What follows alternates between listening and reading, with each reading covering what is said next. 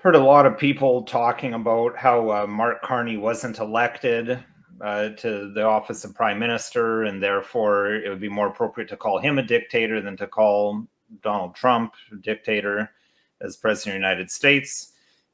So this is something I've been hearing a lot of, so I thought have a chat about that on Don't Talk TV today.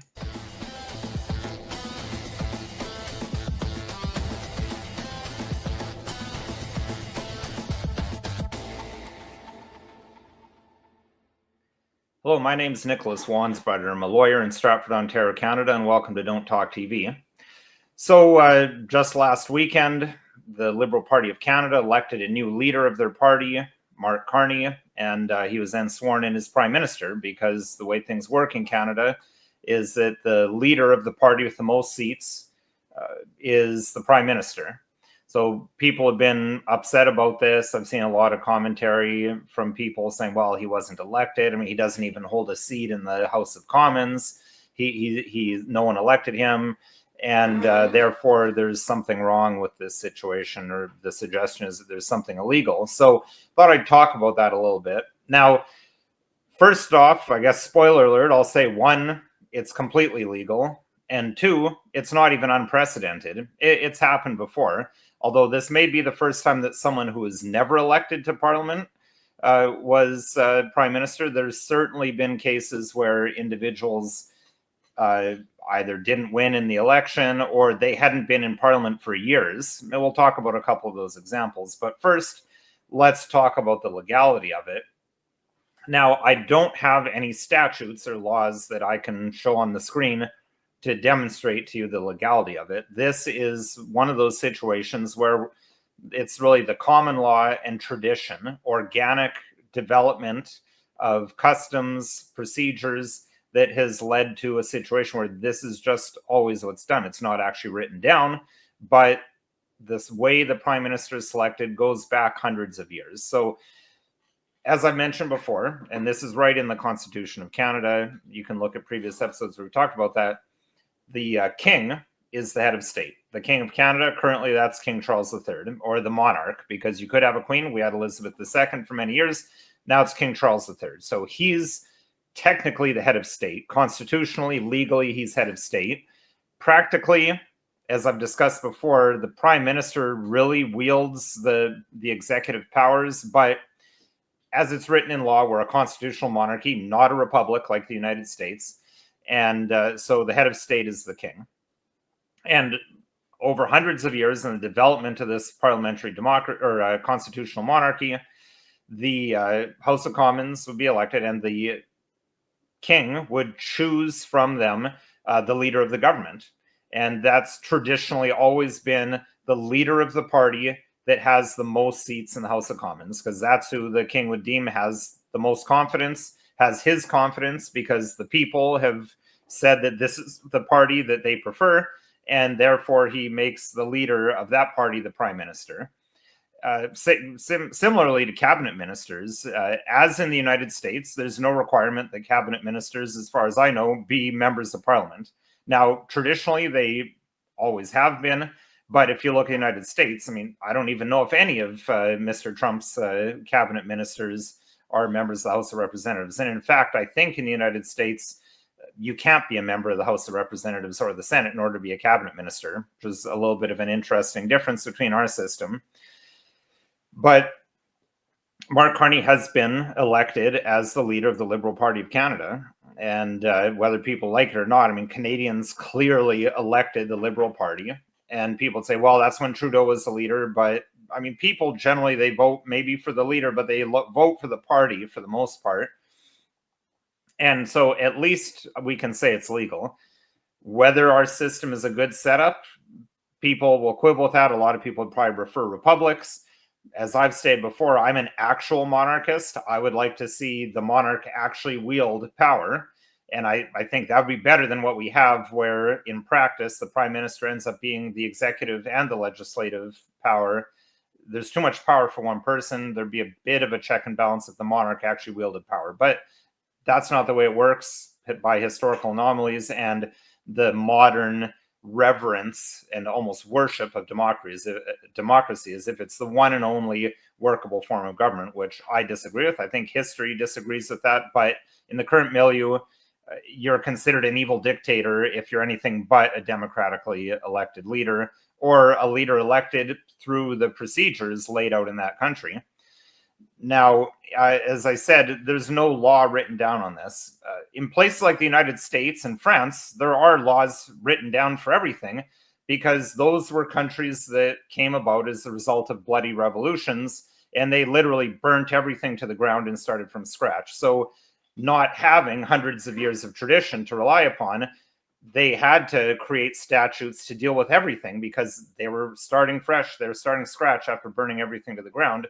That's not the situation in Canada, and by extension, Britain, which we were a colony of, and our traditions grew out of theirs.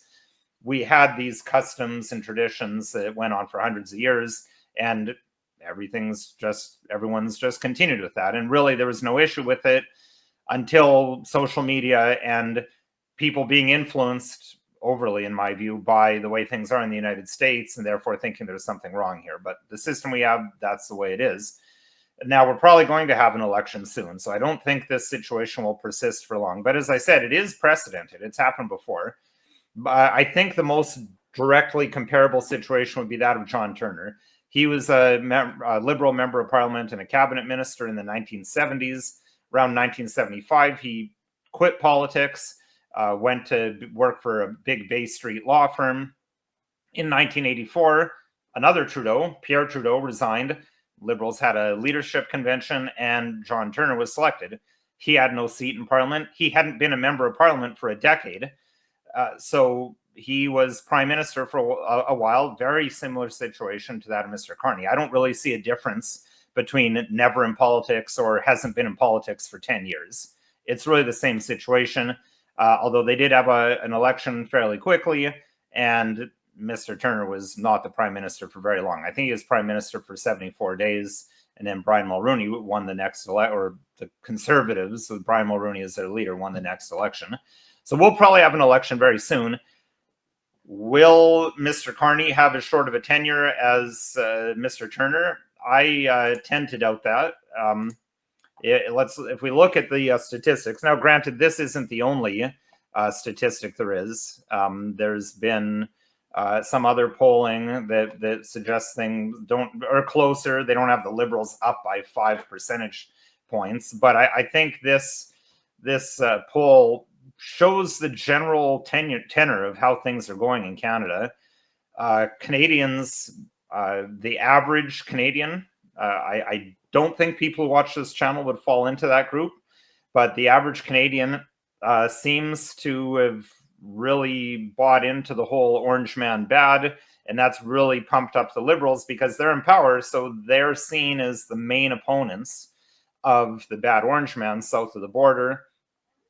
And I think they're going to continue to surge. They've got the new leader bump, but I mean, Mr. Carney has taken away the whole axe the tax thing that Mr. Poilievre has. Now I understand it's only the consumer portion of the tax that he removed, not the business part, which I mean, really that's where most of the increased cost of living comes from. But I don't know that the average Canadian is going to understand that. They're just going to hear, oh, well, Mr. Carney removed the tax, so we'll have to see how it goes. I'm not a prognosticator or a political expert by any means, just my personal views. I mean, my position as a lawyer really has no bearing on this either. But I think the other problem is, what does Mr. Poilievre have to offer Canadians above and beyond what Mark Carney has? That's going to be the big problem. I mean, let's take a look at this clip. I've shown a similar clip before. I mean, this is what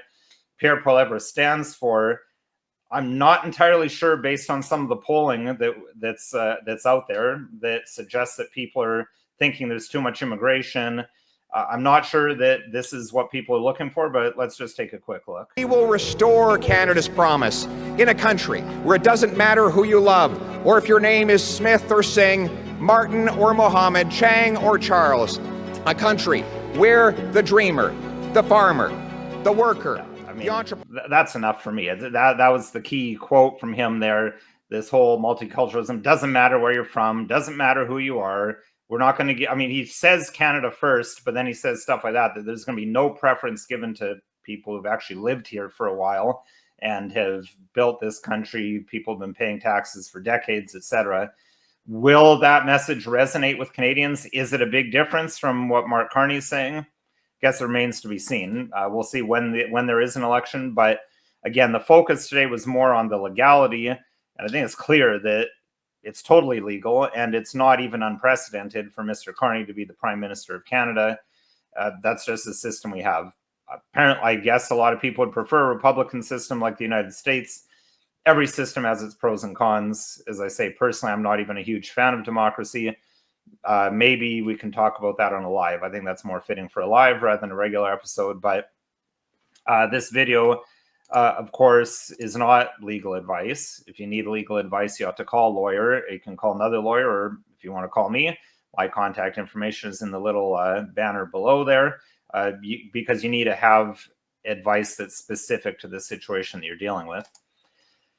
If you have show topics, questions, or things like to see us cover, please email us at the email address listed below or leave a comment in the comments box. And if you found this video at all interesting, helpful, or informative, please consider liking, sharing, subscribing, and following us on social media.